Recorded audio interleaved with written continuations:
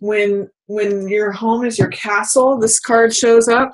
And also the Four of Wands, this is a card of marriage, because we see the Four of Wands with this trellis that happens over marriage ceremonies. And in the Rider-Waite, we have a couple that's lifting up bouquets and dancing and celebrating together. So some of you may either be attending marriages, or you may be getting married, you may be getting a marriage proposal, or you could just be spending a lot of time at home. This card also depicts the home as the castle. So it's a real card of just joyousness in the home.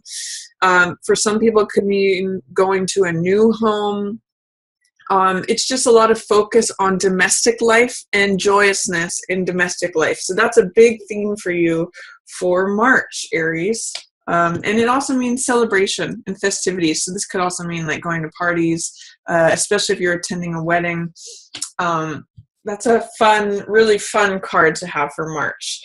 This is the card that's in shadow. So this is Jack of Wands. And Jack of Wands is usually very much like you, Aries. This is Jack of Fire, and you're a fire sign. So it's bold, enthusiastic, daring. It can go over into the cocky side or being reckless, but he is not afraid of anything, and he goes in head first. If with this in reverse in the shadow position, it's saying that you might not be feeling your natural, bold, cocky self during March. There's some way where you're feeling like submerged or just held under the surface, or that's in delay or in shadow. That may not be the part of you that is shining forth.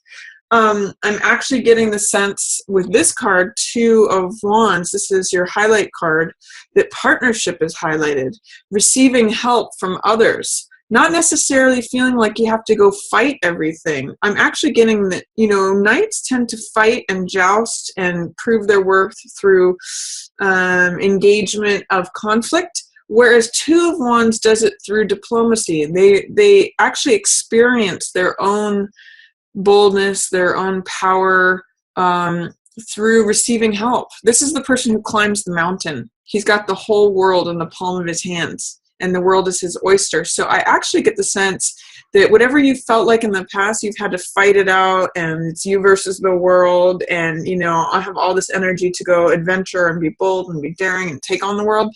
Here you're like, no, I've already conquered the world. I've already got it in my hands. I'm climbing to the top of this mountain, and if you want to help me, you can come.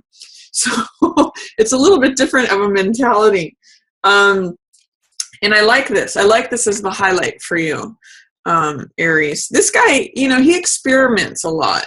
This guy experiments, and he says, I'm ready to go. I'm willing to go do this, but he sometimes overdoes it, and this can sometimes come up as anger. But I would say one of the things that both of these cards have in common is confidence and boldness. And so that's a very common Aries trait anyway. I get the sense of having to fight is passing away for you. That's what's in shadow. That's what is your normal self, is being kept under the surface here. What's highlighted is receiving help, getting your goals accomplished by conquering that mountain. And here's the Sherpa who's showing up. It's partnership again. And also, by the way, this could be a romantic partnership. This could be like an employee who's helping you out. This could be a friend. This could be a family member. Any two energy. It doesn't necessarily have to be romantic. It can often be like this could be a spouse, especially if you've got this marriage energy going on or partnership. It doesn't have to necessarily be marriage. It could just be committed partnership. But this is highlighted as well, and this is your central card. So you may be going into business perhaps with your significant other, or it can show up in a number of different ways. And it looks like it can happen really quick. Before I get to this card, I want to talk about this one. This is what's passing away, and this is good because Eight of Swords has to do with feeling stuck, feeling in victim mentality. It can be a set of beliefs that aren't serving you. Swords always represent thoughts and ideas and beliefs. So this means letting go of those in the reverse. And in the passing away position, You'll be letting go of a belief system that keeps you ensnared, keeps you trapped, keeps you cut off from your own personal power. The progression from this to this, these are completely antithesis of one another. She is victim mentality, believes she has no power, and this person says, I have the power right here in my hand. It's within me. It's my own. I'm connecting with my own personal power. I'm bold. I'm confident. I can take on the world. So this is passing away for you in March, Aries. Whatever old beliefs are saying to you, I can't do it. I don't have the capability. I don't know how. It's not up to me. I'm powerless. I'm a victim. I can't. This is saying I can.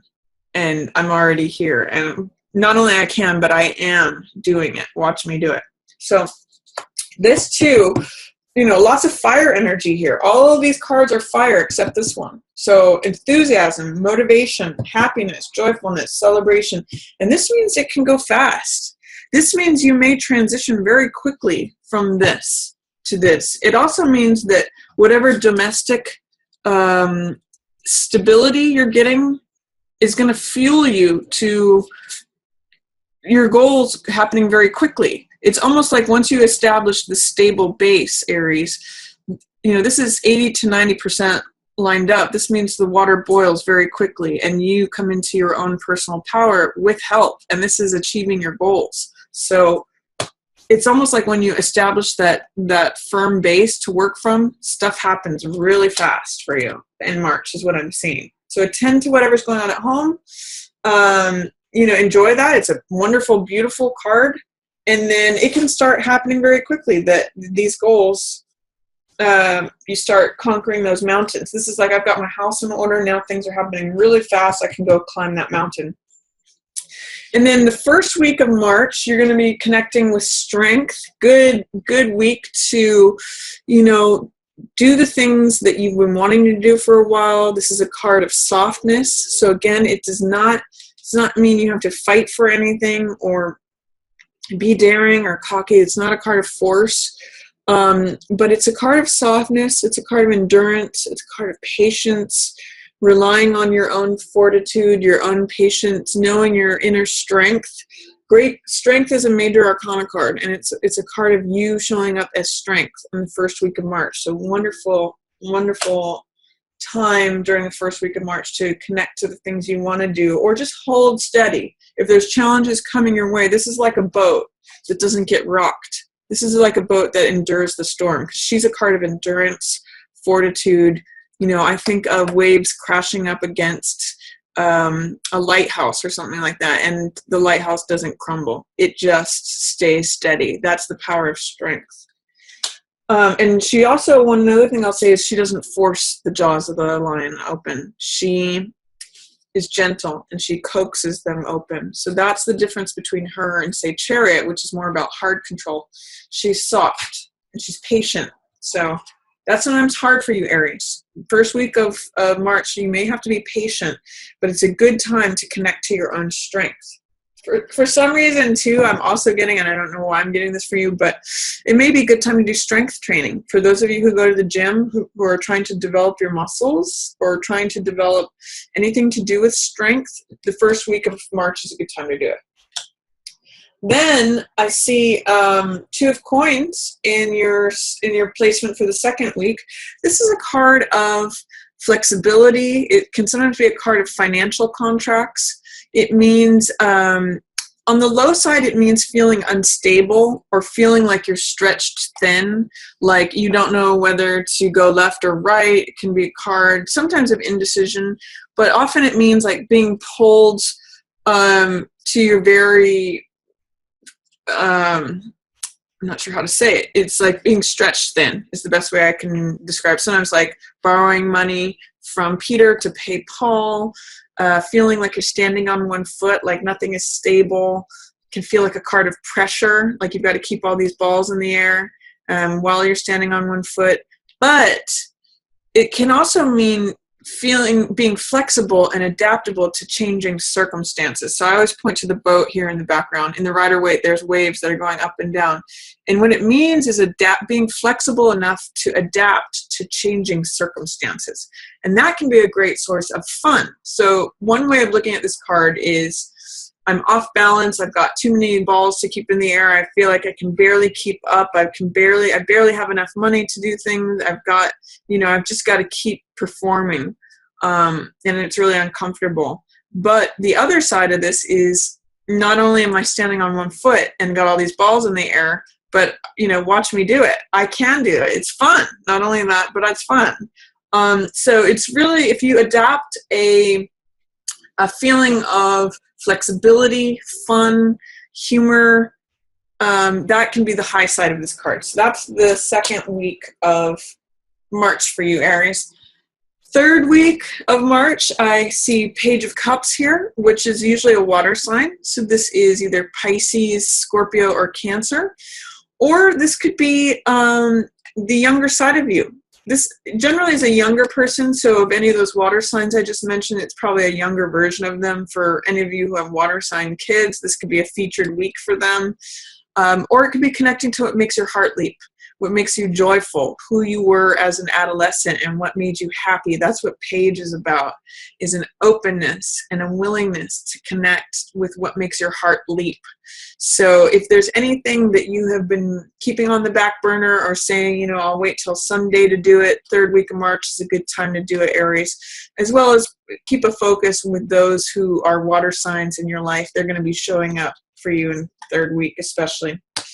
And then the end of March, you're ending some kind of cycle. Remember what we talked about here with this card, Eight of Swords? This is all, swords are thoughts. And these are thoughts that encircle you, keep you trapped. When it's up to 10 swords, it ends up like draining the life force out of you. This card I sometimes call negative thinking. And 10 is a completion number. So whatever it was that you had to let go of here, whatever's passing away, this is like a final clearing of that. This is the ending of that way of thinking, because you can see it's just draining the person. And I also call this card, sometimes it's darkest before the new dawn. This card can also be called bottoming out. I always call this card releasing of negative thinking, because these are all beliefs that are not serving the person clearly. They're draining the person, and they're actually killing this person. So sometimes you have to go down to the very bottom of thinking a certain way before you adopt a new version. And I'm going to say it's really having to do with this letting go of victim mentality. This is sort of like the final clearing out of anything residual that wasn't cleared out from this. There might be like a couple lingering thoughts that are needed to complete the cycle, because this is 10. This means it's the same as 1, which is beginning anew. So some of you may see a new you, a new way of thinking emerging and casting off of this old, any negative belief patterns that you might have at the end of March.